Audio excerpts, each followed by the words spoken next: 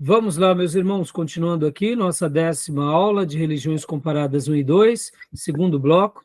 Nossas aulas estão sendo gravadas e nós estamos agora trabalhando aqui sobre os testemunhos de Jeová e os pontos doutrinários, tá bom? No intervalo, o Júnior fez uma pesquisa há pouco, né, Júnior? O que você mencionou, Júnior? Fale para nós. A própria organização, ele tem preceitos que ensinam que aquele que sai da organização deve sofrer mesmo todo um rompimento, né? Há uma morte social. E tem que cortar as relações mesmo. São pior que aquele que não faz parte. O que não faz parte é inimigo de Deus. E o que sai da organização é leproso fétido, né? Olha, então, fica aqui uma observação para Isso está todos nas nós, revistas, né? viu? Ah? E essas previsões estão tá na revista. Então, mas, e aí eu te pergunto, está na Bíblia isso? Lógico que não. E o amor? Lógico que não. Mas você vê como que como que as seitas, ou as heresias, né, no caso, elas só ganham força porque, infelizmente, seus adeptos olham mais os códigos dos seus líderes, que seriam as doutrinas, do que para a própria Bíblia, que é a base de tudo. Então, a Bíblia Exato. acaba sendo só um livro praticamente de enfeite ou de utilidade naquilo que os líderes tomam como pretexto. Sim. Porque lá em homilética, aliás, homilética, na hermenêutica, nós temos até uma terminologia, uma frase, que a gente diz que um texto fora de contexto só serve de pretexto. Então, quando uma seita ela precisa da Bíblia, ela faz daquele texto o seu pretexto. Mas ela não deixa o texto bíblico falar, né? Exato. Isso, né, irmãos, até o Tomé também falou que quando ele estava fora, né, Tomé? Pode falar, né, Tomé, também? Pastor. Quando eu me afastei, tinha gente que até atravessava a calçada quando me via. Da igreja, que era muitos membros, só 2 foram me visitar. Aí eu passei 15 anos fora e não tive esse auxílio de ninguém para saber o que tinha acontecido, né? E aqui fica até um apelo para nós, sabe, irmãos? Mesmo que a Bíblia tenha recomendações, Jesus disse, né, quando a igreja chegar ao ponto de desligar alguém, a Bíblia vai sempre dar algumas recomendações de como devemos agir com essas pessoas, mas nunca ela nos fala para maltratar, para humilhar e para abandonar. Pelo contrário, Tiago fala que quando a gente ganha alguém que estava afastado, a gente faz uma obra muito grande. Então, isso serve também para lição para nós, né? Eu sei que alguns que saem da igreja saem chateados, saem brigados, mas no que competir de nós, a gente tem que sempre ter aquele lado cortês, amável, educado, porque as pessoas elas têm o direito de escolher e a gente não tem o direito de desprezar ninguém porque a pessoa se afastou, né? Tá bom? Obrigado, Júnior, obrigado, Tomé. Fica aqui essa lição para nós, tá bom?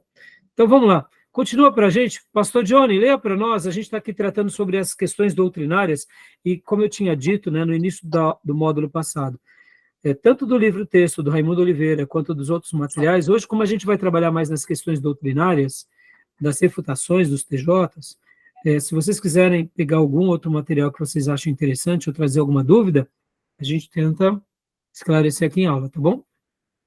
Então, leia para nós, pastor, por gentileza, aqui. Vou pedir gentileza de outro, irmão, leia que eu estou no carro ainda.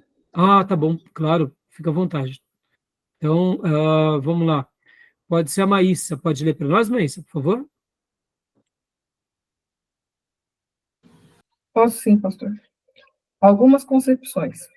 Veremos na sequência algumas concepções doutrinárias das testemunhas de Jeová. Sobre a Trindade. Joia, vamos lá. Sobre a Trindade. O seu fundador das Testemunhas de Jeová alegou que a doutrina da Trindade é de origem pagã, satânica, que maculava a unicidade do Deus verdadeiro. Suas literaturas são fartas de declarações sobre suas posições sobre tal doutrina. Olha só como ele já vai para jugular, né? Só um minutinho, tá, Maís? Página satânica que maculava a unicidade do Deus verdadeiro. É normal que eles tenham esse intuito, porque no momento em que ele declara que a Trindade ela é algo bíblico, como que você faz uma declaração dessa e não adora Jesus? Como você faz uma declaração dessa e diz que o Espírito Santo não é Deus, né? Então, é normal que eles se enveredem por aí. E aqui o nosso querido Paulo Pescador vai dando as fontes, né? Leia para nós, mas né, a primeira parte aqui. A doutrina da Trindade desonra o único Deus verdadeiro e confunde as pessoas, desviando-as de um Deus que não conseguem compreender. A Sentinela, 15/8/1999, página 13. Né? Pode Eles, continuar. eles não escondem a identidade de Deus atrás de uma máscara de anonimato ou atrás da doutrina misteriosa e inexplicável da Trindade. A Sentinela 1/5/97, página 18. As testemunhas de Jeová não creem na Trindade nem em outras doutrinas não bíblicas da cristandade. E é curioso que eles se autodenominam uma religião cristã, porque eles não podem negar a pessoa de Cristo, né? É impossível. Interessante. Aqui é mais um livro doutrinário deles. Anuário 2000, página 24. Os que Joia. aceitam a Bíblia como a palavra de Deus não adoram a Trindade, que consiste de 3 pessoas, ou deuses, em um só. De fato, a palavra Trindade nem aparece na Bíblia. O Deus verdadeiro é uma só pessoa, distinta de Jesus Cristo. João 14:28, 1 Coríntios 15:28. O Espírito Santo de Deus não é uma pessoa. E a força ativa de Jeová é a força ativa de Jeová, usada pelo Todo-Poderoso para realizar os seus propósitos. Gênesis 1:2, Atos 2:1-4, 32, 33, 2 Pedro 1:20-21. Conhecimento que conduz à vida eterna. Página 31. Ou seja, aqui são os livros doutrinários deles. Por isso que aquele corpo governante, que é também os seus profetas, eles não acabam não se auto-intitulando. Percebam que a gente vai ver que no mormonismo, diferente dos TJs, eles se classificam como profetas, de fato. Até hoje, o pastor principal dos mormons é considerado o grande profeta deles, né? Porque na perspectiva do mormonismo, os mormons têm os seus profetas que vão profetizando, assim como houve os profetas do Velho Testamento, os apóstolos e profetas do Novo Testamento. Dentro do mormonismo tem os profetas atuais, e geralmente eles vão sempre dando essa nomenclatura. Já nos TJ, eles colocam como corpo governante, mas eles fundamentam todos os seus critérios nos seus livros doutrinários. Então, né, vamos lá agora. Tudo bem até aí? Ficou claro essa questão sobre, né, a Trindade? O que vocês querem dizer sobre essa questão?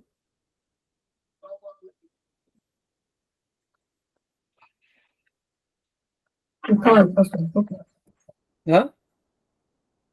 Eu falei que ficou claro. Né? Nós sabemos que a palavra Trindade não está na Bíblia, mas nós não podemos negar. Bom, por enquanto, o professor Paulo Pescador, ele não está fazendo aqui o contrapeso, né? No livro-texto do pastor Raimundo Oliveira, ele já faz o contrapeso. Como tudo já está muito auto-explicado nos livros e nas maneiras e em grande parte das passagens bíblicas vocês já conhecem, então só quero poder estar fazendo a síntese e aí depois os irmãos podem confirmar tudo que eu estou falando nos livros textos e as referências, né? O Pai é Deus, Jesus Cristo é Deus e o Espírito Santo é Deus. E temos inúmeras passagens bíblicas que atestam isso. De fato, a palavra Trindade não aparece na Bíblia.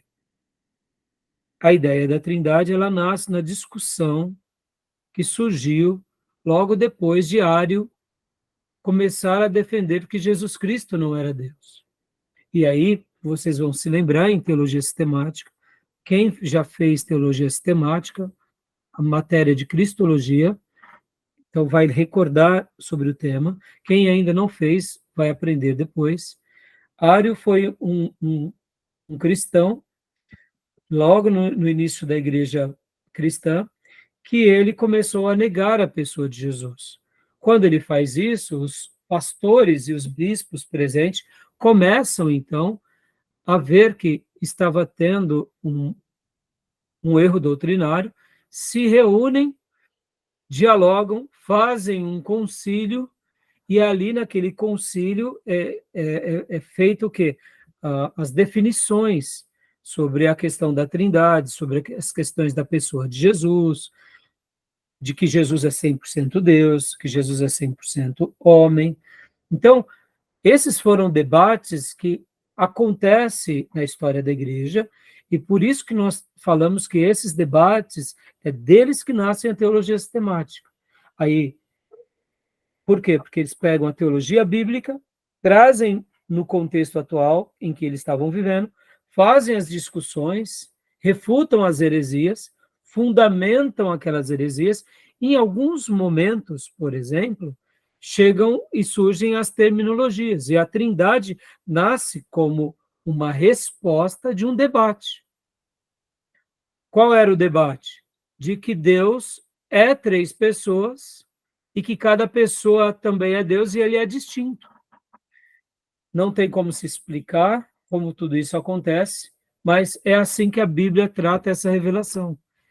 Um outro debate também, que agora a gente vai falar sobre a divindade de Jesus, que também é uma outra terminologia que nós temos, porque na Bíblia não tem essa expressão dessa forma. A Bíblia trabalha que Jesus é Deus e a Bíblia trabalha que Jesus é homem.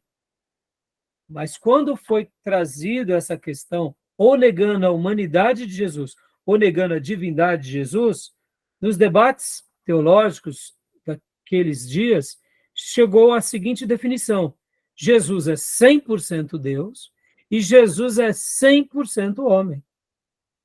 Então, são palavras que nascem na história da igreja, mas nascem como respostas, né? Tá bom? Então, a Trindade, a gente sabe que é uma verdade, tá bom, meus irmãos? A divindade de Jesus Cristo. Continua lendo para nós, mas algum comentário, meus irmãos, sobre a Trindade? Alguém quer falar alguma coisa? Eu não, pastor. Não? Então, tranquilo. Tranquilo. Vamos lá. Vamos lá. Pode ler para nós, mas, por favor. Divindade de Jesus Cristo. Nego que Jesus Cristo seja Deus. Afirmo que é um ser criado como são os anjos e o homem. Dizem que Deus criou a Jesus como filho, então usou-o como seu sócio. Seja Deus verdadeiro, página 35. Novo Mundo, página 17. Vide João 1:3, João 10:30, Romanos 9:5, Colossenses 2:9, Hebreus 1:3, 13:8 e outras passagens. Bom, aqui no caso, né, ele está dando a referência de onde foi tirado, né, essa afirmação, e aqui o professor já está pedindo para a gente ver, né, e os textos refutando essa ideia. Tá bom, meus irmãos? Tudo bem até aí?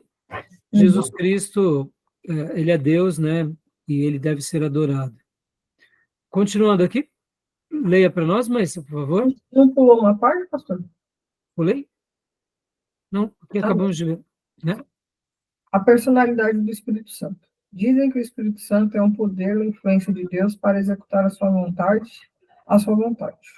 É a invisível força ativa do Todo-Poderoso, com o fluido que emana de Jeová Deus. Acerca da defesa cristã da personalidade do Espírito Santo, leia tópico 12:1 ou 5:1 do presente estudo. Aqui dando a referência, né, sobre essa questão. Bom, meus irmãos, eu sei que é complicado quando a gente pensa um pouco sobre essa questão. Vamos até ler esse tópico aqui, 12:151. Deixa eu achar aqui rapidinho, tá? Eu sei que é complicado quando nós tratamos do Espírito Santo, para a gente entender essa questão da força, né? Só pegar aqui 12. Qual que era? 151. Aqui. Ok, defesa cristã da personalidade do Espírito Santo. Tá vendo? Deixa eu ver aqui. Ó. Ó, nosso querido irmão faz uma boa defesa, tá vendo? Deixa eu só ver. Dá para a gente ler rapidinho.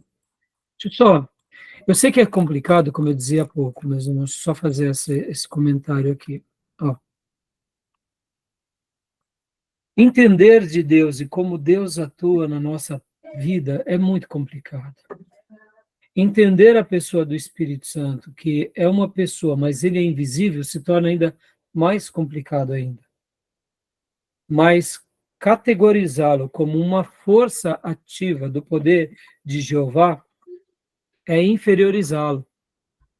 E nós temos em todo o Velho Testamento quanto no Novo Testamento, na revelação bíblica, por meio dos profetas e por meio dos escritores, a maneira em que eles registram sobre o Espírito Santo é como uma pessoa, é como um ser divino. Então, não tem como ser negado isso. Não tem como negar a personalidade, não tem como negar a pessoalidade, não tem como negar o poder. A Bíblia, por si só, fala. E mesmo ela falando, temos muitos textos que mostram. Eu sei que é difícil compreendermos, é difícil entendermos, e é difícil mensurarmos, porque, de fato, tudo isso é muito complexo, porque nós, como criaturas e seres materiais, mesmo tendo um espírito, mesmo tendo uma alma, mesmo tendo essa experiência mística, que é espiritual, nós não conseguimos vê-la. Nós notamos, sentimos, adentramos, experimentamos, mas o que mais nós vivemos é com a matéria. Então, o Espírito Santo é o oposto todo nosso. E a gente entende ele quando a gente se converte, pode ver. Sem a conversão, nós não entendemos Deus. E quem dera o Espírito Santo, né? Então, por isso que, assim, eu sei que há uma complexidade, mas por isso que eu gosto do termo, deixa a Bíblia falar, né? Então, agora eu quero ler rapidamente isso daqui, porque eu acho que vale a pena. Ó. Defesa cristã da personalidade do Espírito Santo. Sabendo que a personalidade existe onde há inteligência, mente, vontade, razão, individualidade, autoconsciência e autodeterminação. E tendo em mente o fato de que a Escritura Sagrada atribui todas essas qualidades ao Espírito Santo, pergunta-se, à luz da Bíblia, há como negar a personalidade do Espírito Santo ou afirmar que ele é apenas uma energia, força ativa ou simplesmente os ensinos espíritas? Embora a pergunta seja retórica, as argumentações que seguem propõem-se a elucidar a questão. O Espírito Santo é um ser pessoal e divino que possui os mesmos atributos que o Pai e o Filho. A Bíblia deixa claro que, embora seja ativo e poderoso, o Espírito Santo é uma força cósmica, uma energia ou uma força ativa, muito menos uma religião. Ou melhor, o Espírito Santo não é uma força cósmica, uma energia ou uma força ativa, muito menos uma religião de ensinos espúrios, conforme ensinam aqueles que carecem de conversão e iluminação. O Espírito Santo é uma pessoa, pois a palavra de Deus lhe confere atributos que só podem ser praticados por uma pessoa: intelecto, volição, sentimentos. Vejamos uma breve lista. O Espírito Santo revela, 2 Pedro 1:21. O Espírito Santo ensina, João 14:26. O Espírito Santo intercede, Romanos 8:26. O Espírito Santo ordena, Atos 13:2. O Espírito Santo testifica de Cristo, João 15:26. O Espírito Santo fala à igreja, Apocalipse 2:7a. O Espírito Santo convida à salvação, Apocalipse 22:17. O Espírito Santo convence, João 8:24. O Espírito Santo conduz e guia, João 16:13, Romanos 8:14. O Espírito Santo sonda as coisas profundas de Deus, o Pai, 1 Coríntios 2:10. O Espírito Santo dispensa dons, segundo sua própria vontade. 1 Coríntios 12, do 7 ao 11, Hebreus 2, 4. O Espírito Santo escolhe e chama homens para o seu serviço. Atos 13, 2 e Atos 20, 28. O Espírito Santo impede. Atos 16, 6 e 7. O Espírito Santo ama. Romanos 15, 30. O Espírito Santo pode ser resistido. Atos 7, 51. O Espírito Santo fortalece, conforta e consola as igrejas. Atos 9, 31 e João 16, 7. E o Espírito Santo tem sentimentos. Isaías 63, 10, Tiago 4, 5, Efésios 4, 30. O Espírito Santo alerta a igreja. 1 Timóteo 4, 1 e etc. O Espírito Santo é, portanto, uma pessoa, isto é incontestável à luz da Bíblia. Ou será que uma influência, uma energia força ativa ou religião pode falar, ensinar, interceder, conduzir, guiar, revelar, dar ordens, tomar decisões, ter vontade própria, ser ofendida ou blasfemada, testificar, alertar, convidar, convencer, sondar, dispensar dons, ter ciúmes, zelo, amar, entristecer-se, etc.? À luz do texto bíblico, não dá para afirmar que o Espírito Santo não seja uma pessoa, e sim o Espiritismo, conforme afirmam os kardecistas, ou uma energia ou força ativa, conforme afirmam as testemunhas de Jeová. Para fazer tal afirmação é preciso ser cego, ou seja, não possuir a iluminação, que é o próprio Espírito Santo de Deus quem concede ao homem regenerado para entendê-lo, em consonância com a Escritura, da qual ele próprio é o autor e inspirador. Como ser divino e pessoal, que é o Espírito Santo, ele é a pessoa da Trindade, que nos dias atuais mais atua de forma pessoal na humanidade, convencendo pessoalmente o mundo do pecado, da justiça e do juízo. João 16, 8. E habitando pessoalmente no crente, Romanos 8, 9, 11 e 1, 1 Coríntios 3, 16.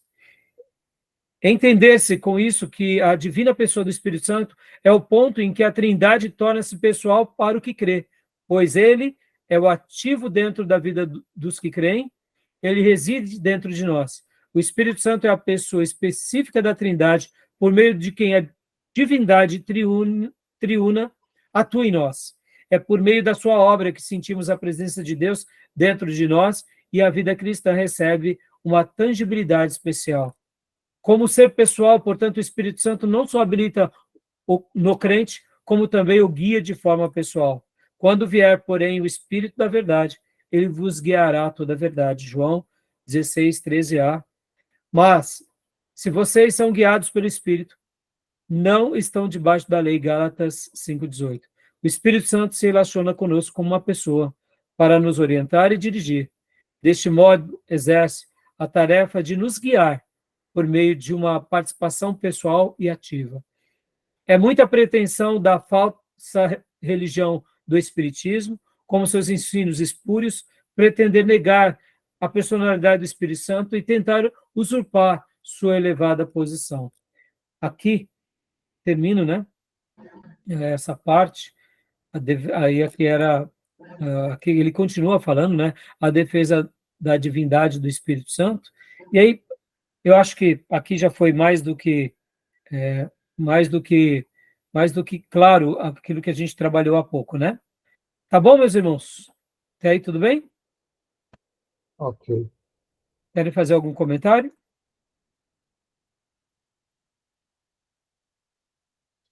Alguma dúvida? Né? Eu gostei muito do texto do professor Paulo.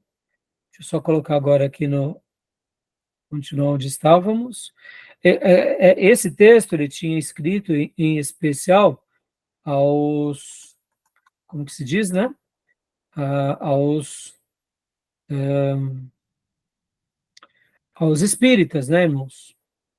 Mas também se aplica aos TJs, tá bom? Uhum. Tá bom? Então vamos lá, outras heresias. Vamos lá, Júnior, lê para nós. Nenhuma dúvida sobre o Espírito Santo ser Deus, né, irmãos? Não, nenhuma. Joia. Pode ler para nós, Júnior, por favor? Vejamos agora outras heresias da seita. Há muitas outras, além daquelas que serão aqui expostas. Sobre os 144.000, segundo as testemunhas de Jeová, muito diferentemente das Escrituras, que promete o céu para os salvos sem acepção, como decretou Rutherford, mudando o decreto de Russell, somente uma classe privilegiada de testemunhas de Jeová irá para o céu, os 144.000, ou os ungidos. Pois, segundo Russell, a chamada celestial começou no ano 33, no Pentecostes, quando o Espírito Santo foi derramado nos 120 discípulos reunidos no cenáculo. Essa chamada foi interrompida devido à apostasia que sobreveio à igreja depois da morte do apóstolo João, sendo retomada com a restauração do verdadeiro cristianismo, em 1870. Dá uma pausa aqui, Júnior, dá uma pausa, só me desculpa te interromper. É muita arrogância, né, irmãos? Dizer que logo depois do início da igreja, a igreja se corrompe, e aí a igreja verdadeira agora só retorna em 1870. É assim, é uma ignorância assim, descabida, né? Não tem sentido você querer anular quase 2.000 anos de história e dizer, agora nós temos essa revelação. E aí começa, né? Então, o quê? A procura de 144.000. Mas, de repente, eles crescem mais do que 144.000 almas, e aí, opa, temos que readequar essa visão, né? Então, continua, Júlio, por favor. 1870. Com a, com a chamada de Russell, o fundador da Testemunha de Jeová, concluída em 1935, quando o segundo presidente do grupo, Joseph Rutherford, deu por encerrada a chamada celestial. Assim, de 1905 em diante, resta apenas a esperança de viver para sempre no paraíso na terra, para todos os fiéis da Testemunha de Jeová. E não somente isso, todos os fiéis do Antigo Testamento que morreram antes de 33 depois de Cristo, também viverão na terra, segundo a teologia jeovista. Ou seja, se você é ATJ, você está dentro dos 144.000. Se você não é, você vai For da classe habitar dos aqui. ungidos, né? Hã? For da classe dos ungidos. Se for da classe dos ungidos, E, né? Então, vamos lá. Vamos falar um pouco aqui, irmãos. Qual é a leitura bíblica sobre 144.000, irmãos? Qual é a leitura bíblica? Eu sei que está em Apocalipse, é profecias, é final dos tempos, mas qual é a síntese das 144.000 testemunhas? O que as escrituras falam sobre eles? O que vocês lembram?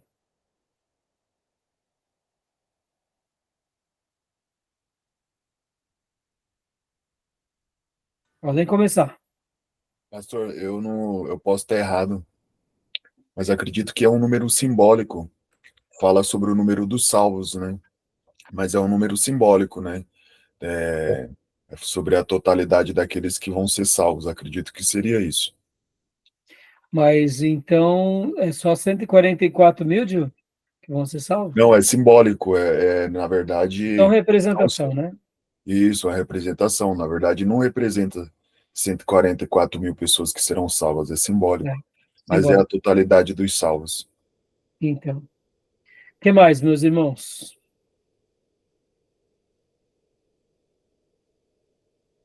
trata também do tem um entendimento que são remanescentes das tribos, né, de Sim. Israel. Mas o que mais? Remanescente da tribo, o que mais?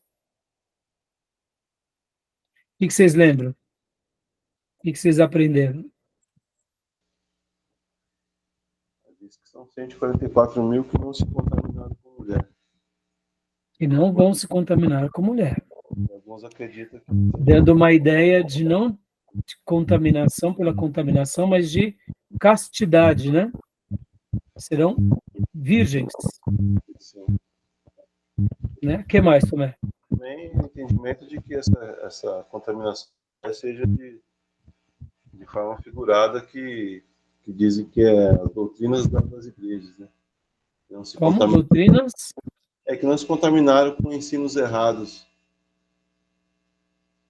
Então, irmãos, aqui fazendo só uma breve citação, no momento, né, da pauta em especial, mas assim, refrescando um pouco a memória. As escrituras vão falar dos 144 mil. Isso é um ponto passivo. A gente não tem dúvida disso. Os 144 mil é um assunto bíblico, né? Ou seja, está nas escrituras, isso é um fato. Está lá em Apocalipse 7, isso é uma verdade. E o que acontece? Tanto em Apocalipse 7 quanto Apocalipse 14 vai trazer também essa mesma descrição. Partindo do pressuposto de que o livro de Apocalipse ele tem muitas metáforas, muitas analogias, então fica um pouco mais difícil. E aí, o que o Gil disse sobre ser a representação de um todo, sim, é uma leitura, é uma interpretação. Mas partindo do pressuposto também de que o livro do Apocalipse ele deve ser interpretado literalmente, então abrimos uma outra interpretação. Percebam que são, quando eu falo interpretação, irmãos, eu estou aqui me referindo a leituras, né?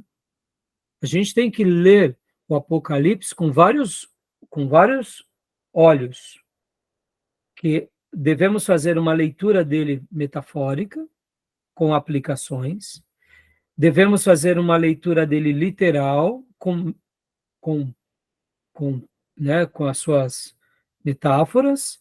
Então, assim, perceba, Apocalipse não é fácil de ser lido, não é fácil. Tanto é que é um livro futuro.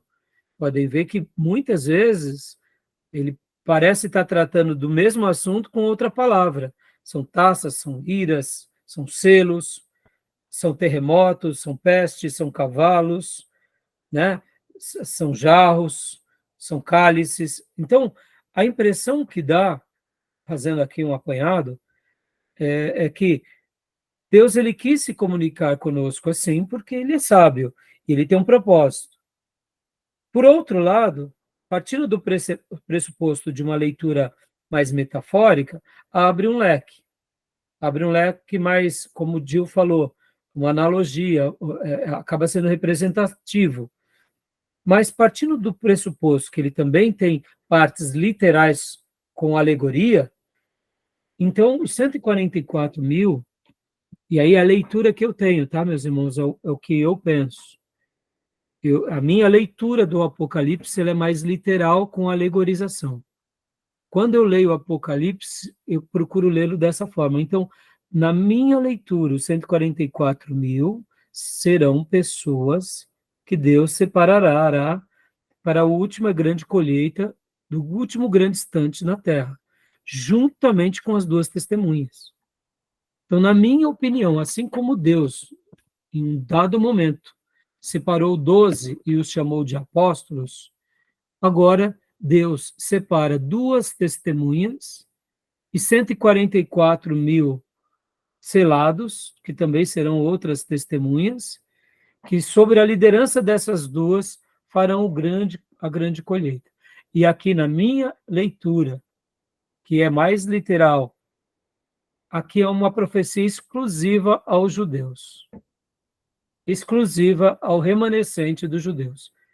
Por isso que Deus preserva esse povo, e esse povo está dentro do contexto histórico. Então, e aqui o texto diz que eles são selados e também são virgens, dando uma ideia de que eles farão uma obra para Deus. Então, essa é a minha leitura. Mas, perceba, eu não posso fazer dessa minha leitura a única verdadeira, porque já que Apocalipse é um livro que dá margem a vários tipos de interpretação, seria arrogância da minha parte dizer que será assim. Estão entendendo? Então, é assim que eu penso. Quem são os 144 mil? 144 mil serão os 144 mil separados por Deus para a última colheita. E Irmãos, quando Deus separa alguém, é visível. Deus separa um profeta, é visível. Deus separa um apóstolo, é visível. E serão 144 mil separados por Deus, 12 mil de cada tribo. Tá bom? Então, essa é a minha leitura, essa é a minha forma de enxergar. Por outro lado, eu não posso determinar, mas uma coisa eu digo, que a leitura deles é uma leitura errada, é uma leitura exclusivista e é uma leitura facciosa, porque trazem para ele não só a questão de que eles são os eleitos, mas os únicos eleitos. Então, já não serve para nossa correspondência, tá bom? Tudo bem, meus irmãos? Não sei o que vocês pensam, né? Quem fez comigo a escatologia só foi o Gil e o pastor Johnny, né? Então, nós estudamos, eu não sei se vocês lembram, né, pastor? A gente trabalhou um pouco em Apocalipse, como é muito assunto. Não sei se vocês recordam de pastor Johnny sobre essa questão, né? Sim, exatamente como o senhor mencionou, inclusive, né? Se trata, de fato, dos eleitos, do povo de Israel. Acho que o texto, de algum modo, ele até, nas entrelinhas, ele faz menção de que esses eleitos, de fato, pertencem às 12 tribos, e aí são 12 mil para cada tribo, né? Como o texto mesmo menciona, do verso 5 ao verso 8. Enfim, meu pensamento é muito parecido com o seu, pastor. Eu não consigo ver outra coisa senão isso. Eu também. E o interessante, irmãos, é que lá, quando faz menção das 12 tribos, eu acho maravilhoso, porque tem a tribo de José também. Tem José, 12 mil, Benjamim, 12 mil. É diferente, a construção aqui, ela é bem específica. Tem Naftali, Manassés, tem Levi, tem Isacar, Zebulon, José e Benjamim. Né? Então, assim, é bem interessante a maneira em que é colocado, tá? Deus faz questão de deixar assim, e eu acredito, irmãos, que muito em breve, por causa da genética, do mapeamento genético, a gente, sabe, assim como hoje, né, temos nas nossas certidões, somos caucasianos, somos negros, somos polacos, e aí vai, né? Mas eu creio que um dia essa questão vai estar tão evoluída da, da biogenética que a gente vai estar, assim, mais ou menos trazendo os ancestrais, sabe? Na Eles, nossa identificação, né? Então, eles fazem uma interpretação equivocada aí, porque ele restringe a 120 mil que está no céu, né? Sendo que lá Apocalipse fala que tinha uma grande multidão no céu diante do Cordeiro, né? sim, Então, obrigado. isso aí, Bem lembrado, Júnior. uma grande multidão, né? E tem vários textos que falam isso, uma grande multidão. Isso é verdade, né? O texto aqui, né? A colheita da terra, né? No Exato. 14. Então é isso aí. E também outra coisa dos 144 mil, irmãos, que eles traziam escrito na testa o nome dele e do seu pai. Tá bom? Então, beleza, meus irmãos? Joia sobre os 144 mil? Tudo bem? Sim. Vamos lá. Sobre a nova luz. Vamos lá. Pode ler para nós, Gil? Por favor? Já deu a hora, não? Já? Deixa eu ver então aqui. Deixa eu ver. Eu acho que ainda falta 5 minutos, não, Júnior? Ah, não sei, eu só estou dando um toque. Tá. Vamos mais 5 aqui. Vamos pular essa nova luz. Vamos aqui, ó. Falsa concepção sobre a volta de Jesus. Lê para nós, Gil, por favor. Eu achei muito Ok. interessante isso daqui, a gente já tocou, mas olha a quantidade de vezes. Toda seita profética é marcada por suas falsas profecias. Vejamos. Russell marcou a volta de Cristo para 1914. Rutherford remarcou a volta de Cristo para 1925. Em 1966, Knorr profetizou que o fim do mundo seria em 1975. Franz profetizou que aqueles que nasceram em 1914 presenciariam a vinda do Armagedon e o fim do atual sistema de coisas em 1994. contrariando o texto bíblico. Hoje, as testemunhas de Jeová acreditam que Jesus Cristo já voltou, mesmo em 1914, porém de forma silenciosa e invisível.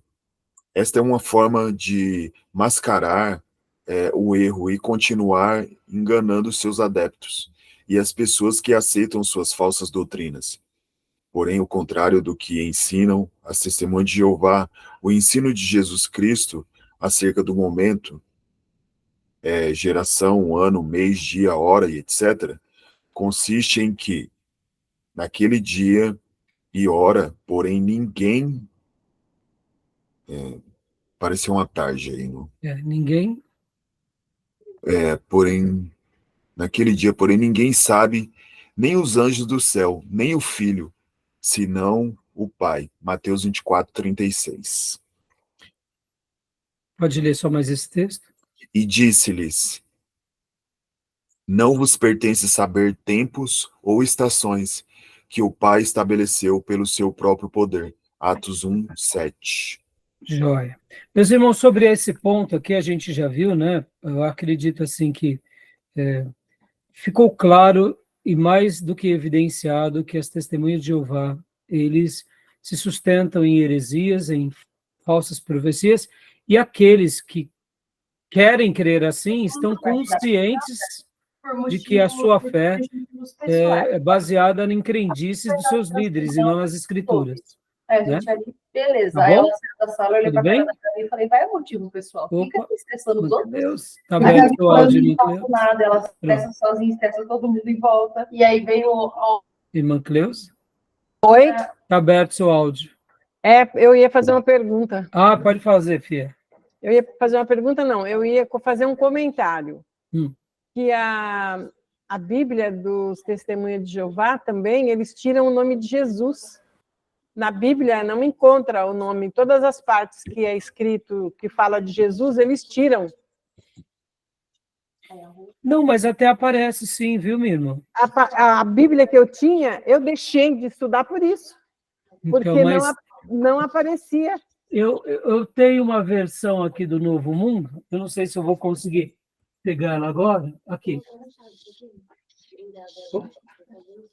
Ah, não, peguei.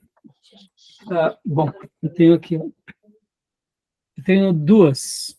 Mas tem o nome Jesus, viu, irmã? E eles Mas, também, assim, eles falam que Jesus também era... Eles não reconhecem ele como Jesus, né? ah, sim, sim. Eles vão falar que Jesus não é Deus. Não, Mas, eles não reconhecem. mas, por exemplo, em alguns momentos, você vai ver que vai aparecer, porque não tem como... Irmão, se tirar... Não, mas sim, pode ser que tenha, bastante, mas tem partes principais que vai fazer uma compreensão melhor do texto, aí sim, não tem. fazer uma alteração. Sim, eles adulteraram a Bíblia mesmo. Isso Porque é fato. eles falam que eles são testemunhas, porque está escrito ali, não sei se é Isaías, não sei onde que fala assim, vós sois as minhas testemunhas. E eles se baseiam nesse texto, né, para dizer que eles são as testemunhas. Sim, sim. Mas, olha, quando, por exemplo, eu peguei aqui Mateus, né? Mateus 1, Mateus 1, 20 e... Deixa eu ver. Ó, 1:25. Mas não teve relações com ela até ter dado à luz um filho e lhe deu o nome de Jesus. É porque assim, irmã, vamos pegar rapidamente. Se a gente pegar quantas vezes aparece o nome Jesus na Bíblia, não tem praticamente como você alterar isso. Você tirar o nome Jesus do Novo Testamento, pelo amor de Deus. Mas eu entendo o que a irmã quer dizer. E algumas passagens chaves, eles fizeram uma releitura, né? Olha aqui, ó, na minha versão antiga, vamos lá, João, Evangelho de João 1:1. Só para vocês verem como eu tenho duas versões aqui deles. Então vamos pegar João 1, vocês verem, essa versão, essa tradução do Novo Mundo, de que data que é?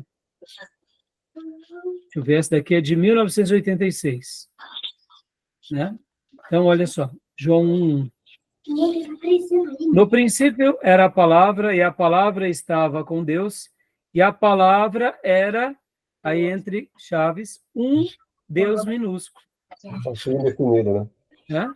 O artigo indefinido. E aqui nessa outra também, tradução do Novo Mundo, deixa eu ver de que data, que eu acho que é a mesma. É a mesma, é da mesma, então vai estar do mesmo jeito. Entendeu, As irmãos? antigas não tinha, viu? Hã? As mais antigas não tinham o artigo indefinido. É, A mais antiga. mais antiga do que essa, né? É. Tá Deve ter bom, meus sumido, irmãos, né? Então, vamos agora para os Mormons, meus irmãos. Tudo bem? Gil, tem Ok. mais alguma pergunta que você queira fazer, né? De algum outro ponto? Irmãos? Irmã Cleusa, tem mais alguma pergunta, minha irmã? Pode fazer. Ô, pastor, Hum, eu só queria entender assim com mais clareza, eles não acreditam no inferno, certo? certo. Então, assim, as pessoas que não forem salvas assim serão punidas de que forma? Então, dentro vamos pegar aqui do nosso livro-texto agora, olha lá. Vamos lá. O nosso livro-texto, vamos pegar aqui a parte do inferno. Trindade, conceitos e tal. Vamos lá. Vamos pegar aqui. Queria. Em síntese, Gil, você vai ver que eles vão falar aqui que uma pessoa, o inferno é como, pensa assim, ó. Já que Deus, ele é um Deus de amor e de bondade, se a pessoa não crer em Deus, ele só sofrerá nessa vida e ele não gozará do paraíso. Já que Deus é um Deus de amor, então o que acontece? Quando essa pessoa morrer, ela vai praticamente se pulverizar, ela vai Deixar sumir, de existir. ela vai deixar de existir. Exato. Aqui, ó, o Amargedon e o governo de Cristo. Aí vem o juízo final, tá vendo? Então vamos ver algumas coisas sobre isso agora. Então, qual é a concepção dele? Que o inferno em si não existe. Por quê? Porque já que Deus é bom, o Deus que é bom não pode pegar a sua própria criatura e mandar para o inferno. Aqui, ó. A doutrina do inferno. Vamos ler, vale a pena. Ó, a doutrina de um inferno ardente, onde os iníquos, depois da morte, são torturados para sempre, não pode ser verdadeira, principalmente por 4 razões. Primeiro, está inteiramente fora das Escrituras. 2, é irracional. 3, é contrária ao amor de Deus. E 4, é repugnante à justiça. Seja Deus verdadeiro, página 79, está citando aqui. Então, dentro da compreensão deles, está fora das Escrituras. Mas a gente sabe que o próprio Jesus mencionou sobre o inferno. É irracional. Lembra que no primeiro módulo eu falei que eles têm uma maneira de querer usar de artifícios inteligentes para fazer uma leitura da espiritualidade? Eles acabam fazendo uma celeuma. É contrário ao amor de Deus. Só que eles não falam da justiça de Deus. E aí eles tratam como é repugnante a justiça. Entendeu? Então, ó, aí aqui vai vir algumas refutações, né? Deixa eu ver. Vamos ver aqui. Aqui, ó. Vamos ler tudo aqui, ó. A igreja. Em Apocalipse 14, 1:3, a Bíblia é determinante ao predizer que o total final da igreja celeste será de 144 mil, segundo o decreto de Deus. Aqui, esses Seja Deus Verdadeiros são os livros doutrinários dele. O Raimundo Oliveira está pegando citações dos livros, tá vendo? Daí surgiu o falso ensino de que só 144 irão para o céu. Refutação desse ensino. A doutrina das testemunhas quanto à alma humana apoia-se em teorias de homens sem Deus. O inequívoco testemunho das Escrituras é que o homem não só foi feito alma vivente, mas também possui uma alma imortal, o que faz diferente das demais criaturas da terra. É evidente que a alma na Bíblia nem sempre significa a mesma coisa, e que a variação do seu significado depende muito das circunstâncias em que a palavra é usada, como, por exemplo, mostra os seguintes casos. Os testemunhos de Jeová, eles fazem uma celeuma entre alma e espírito, alma vivente, espírito vivificante.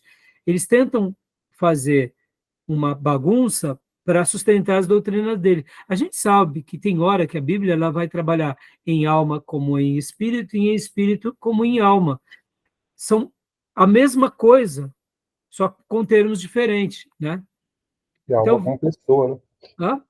A alma como pessoa mesmo, vivente. Isso, exatamente, né? Alma como própria vida, alma como espírito e coração, alma como elemento distintivo do espírito e do corpo. Seol, Hades, Gênero e Tato. A palavra inferno na Bíblia tem significado que variam de acordo com o texto em que é citado. Há quatro palavras na Bíblia, na edição revista atualizada, que são traduzidos para inferno. O Seol, o Hades, o Gênero e o Tártaro. A Bíblia vai mostrar essas quatro diferenças. Nenhuma dessas palavras significa sepultura. A palavra hebraica sepultar é kebar. E a palavra grega é mnemeion. É verdade que a palavra hebraica Seol algumas vezes é traduzida para sepultura, em alguns de nossas Bíblias, em português, mas isso se dá por força de uma tradução equivocada.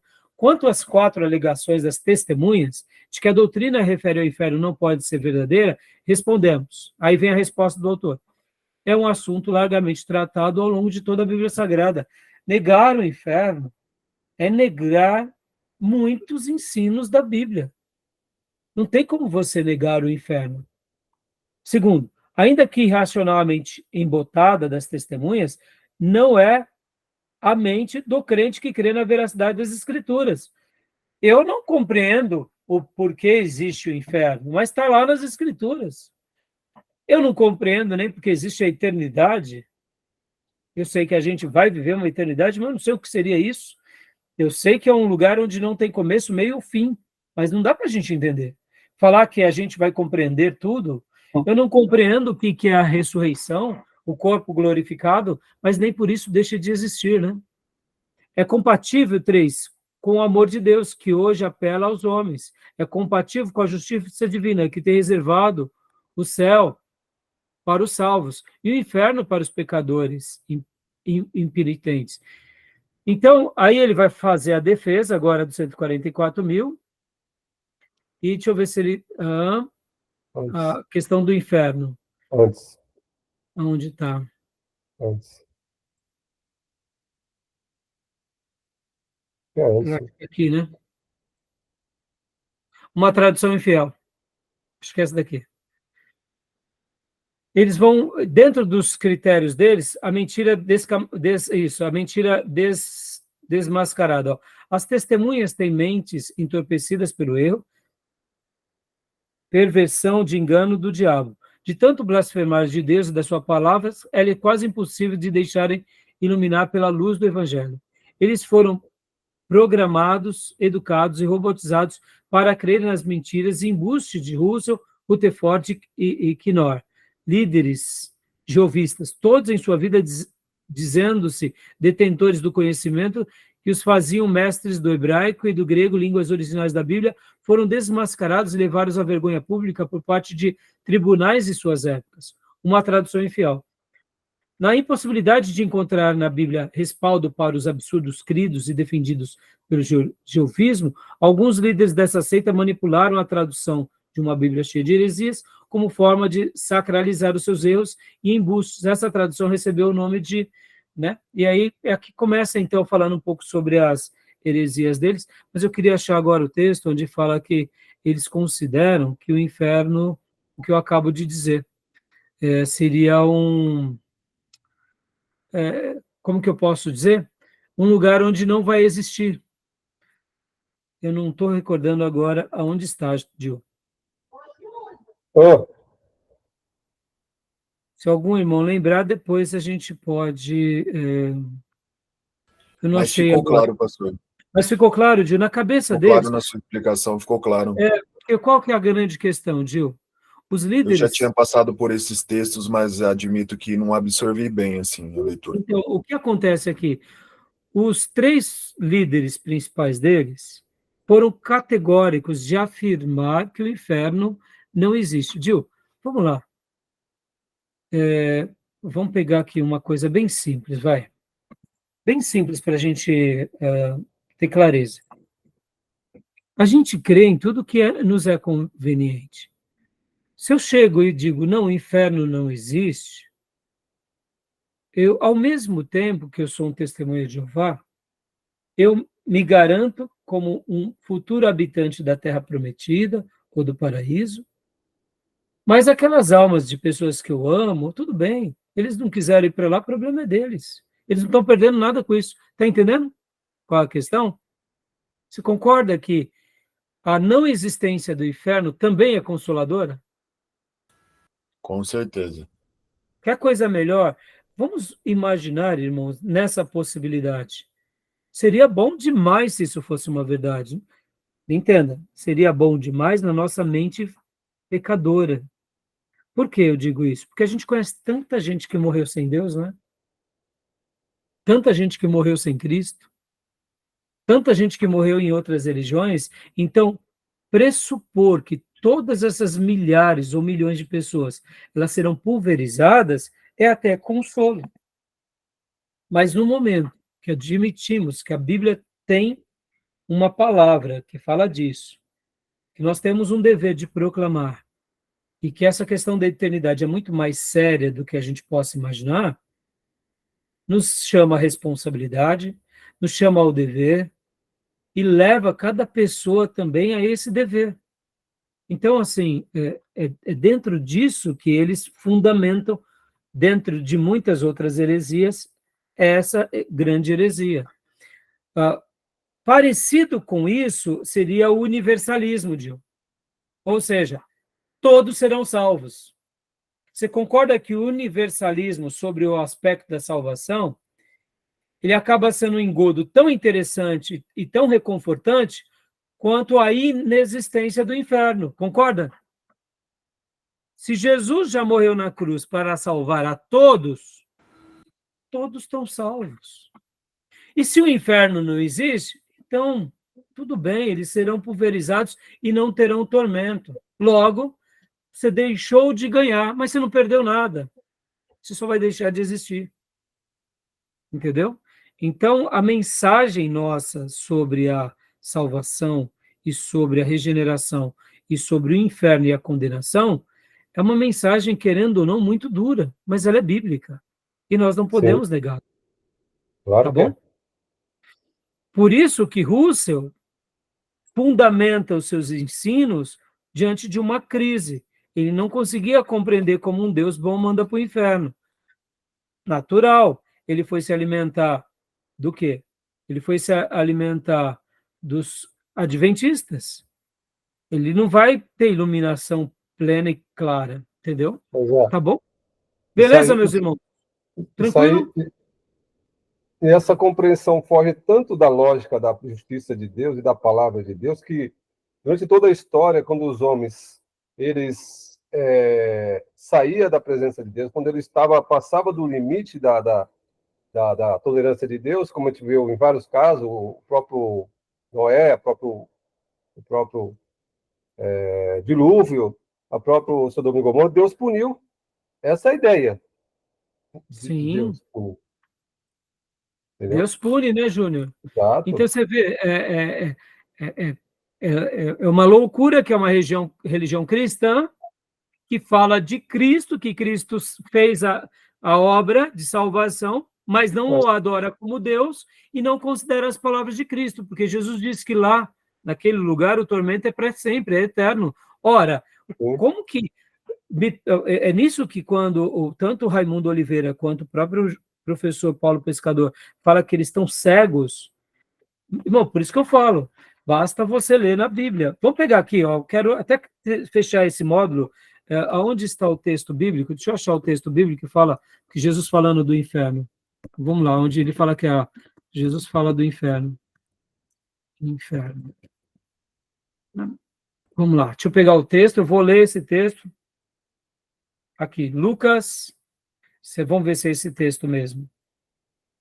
Lucas 13, do 1 ao 5. Deixa eu ver se esse é o texto que Jesus fala sobre a questão, o fogo nunca deixa de queimar, etc. e tal. Porque temos outros textos, Mateus 24, vamos ver se esse daqui de Lucas. Lucas 13. Eu quero ler na versão dos TJs, tá? Vou ler para a gente poder ter uma compreensão clara de como eles são cegos com a própria Bíblia. Vamos ver se é isso. Naquela mesma ocasião, chegando alguns, falaram a Jesus a respeito dos galileus. Não, aqui falando sobre o arrependimento, né? Se eles não se arrependerem, todos igualmente perecerão. Fala, todos perecerão. Não é esse texto, não. Eu quero... de Lázaro também. Lucas não é esse. É quando fala o inferno, lugar de tormento. Quero esse texto, fala do inferno, lugar de tormento. Onde está? Mateus 8, 12, vamos ver. Mateus 8, 12. A gente já vai finalizar aqui. Aqui, ao passo que os filhos do reino serão lançados fora nas trevas, ao passo que os filhos do reino serão lançados para fora nas trevas, ali haverá choro e ranger de dentes. É isso que eu pensei nesse texto. Então, vamos ver na versão aqui do Mateus 8, 12. Deixa eu pegar no Novo Mundo. Só para vocês verem que se eles lessem a própria Bíblia deles e lessem ela, há testemunhos, irmãos, que muitos TJs, de lerem apenas a Bíblia deles, se converteram. Entendeu? Porque, querendo ou não, com toda a distorção, ainda tem, aqui, na versão do Novo Mundo. Ao passo que os filhos do reino serão lançados na escuridão lá fora. Ali é que haverá o seu choro e o ranger dos seus dentes. Eles alteraram. Eles alteraram. Estão vendo? Eles colocam na escuridão, né? Outro texto que você leu é Mateus 25, 41. Vamos ver, Mateus 25, 41, deixa eu ver. Não era Mateus, era, deixa eu ver, Mateus 25, 41. Eu acho que é esse o texto. Vamos ver. Então o rei dirá também aos que estiverem à sua espada, apartai-vos de mim, malditos para o fogo eterno, preparado para o diabo e seus anjos. Bom, esse não, era o outro que falava de ranger de dentes. Procura aí, me ajudem a procurar. Né? Aqui, vamos ver Mateus na versão deles. 25, 41. Mateus 5, 41. Mas aqui está falando só sobre...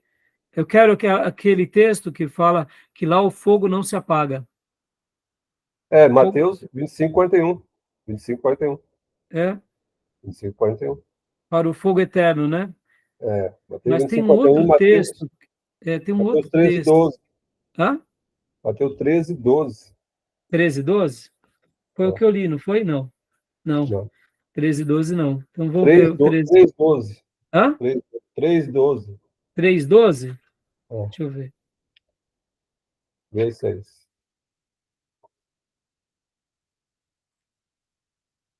Isso, aqui, na versão deles, Tem na sua mão sua pá de joeirar e limpará completamente a sua eira, ajuntando o seu trigo no celeiro, mas a palha ele queimará no fogo inextinguível. Está dando uma ideia de fogo eterno. E agora vamos para Mateus, que você falou, Gil, 25? 41. 41. Então dirá, 41. por sua vez, à sua esquerda, afastai-vos de mim, vós que tendes sido amaldiçoados para o fogo eterno, preparado para o diabo e os seus anjos. Então, aqui, com certeza, é óbvio que eles vão falar que o inferno é para o diabo, mas mesmo assim, eles fazem uma celeuma imensa com relação ao diabo. Também, né? Mas tem um Marcos outro versículo que eu não estou me lembrando. 44.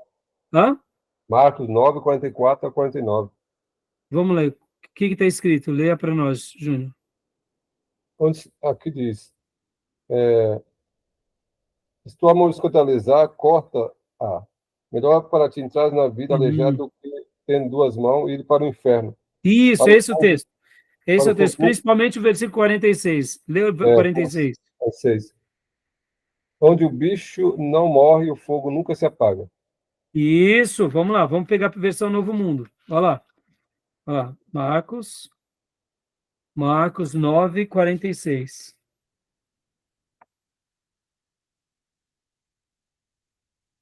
Aqui o versículo 44, eles nem têm a tradução. Vão já direto para o 45. E o 46 eles pulam. Eles pulam. Entendeu? Olha como que está aqui. Eu vou ler do 43 em diante. E se a tua mão te fizer alguma vez tropeçar, corta. Melhor é entrar na vida aleijado do que ires com as duas para o Geena, para o fogo inextinguível. Ou seja, está escrito fogo inextinguível. Ao 44 eles pulam, ao 45. E se o teu pé te fizer tropeçar, corta. Melhor é entrares na vida coxo do que seres com os dois pés lançados no Geena. Pulo 46. E se com o teu olho fizeres tropeçar, lança-o fora. Aqui já é o 47. Melhor é entrares com o olho no reino de Deus do que seres com os dois olhos lançados no Geena, onde o seu gozado não morre e o fogo não se extingue. Eles também citam, mas é isso que eu falo para vocês, e aí repito as palavras, olha aqui no versículo 48. É como se fosse eles tentam fazer um trocadilho para sustentar os seus credos, mas mesmo aqui no versículo 48 ainda está dizendo, ó, onde o seu guzano, não sei o que é isso. O que seria isso? Aí tem eu nunca ouvi essa palavra. G-U-S-A-N-O. Aí tem um Nzinho aqui. Ele não explica o que é essa palavra, né? Mas, de qualquer forma, diz no versículo 48, onde o seu gozado não morre e o fogo não se extingue. Está na Bíblia deles também. Se eles lessem apenas a Bíblia deles, eles teriam uma clareza de tudo isso. Tá bom, meus irmãos? Tudo bem, então, até aí? Sim. Irmã Cleusa, quer levantar a mão? A irmã tinha uma pergunta, né? Vamos fechar aqui o bloco, senão vai ficar muito longo, irmã. Não, pastor, eu já fiz. Ah, tá bom. Esqueci Então tá bom. Meus irmãos, passamos muito do tempo, né? Vamos fazer só mais um pouquinho para o último tempo e a gente encerra, tá bom? Okay. Fechou? Sim. Podemos fechar aqui? Beleza. Combinado. Fechado. Só para não perder o hábito de fazer 3 módulos, tá? Eu sei que já praticamente entramos já no período do módulo, né? Então, me desculpem aqui, porque a gente acabou tirando essas dúvidas e acabou ficando um módulo maior. Vou parar aqui e já vou abrir uma nova chamada.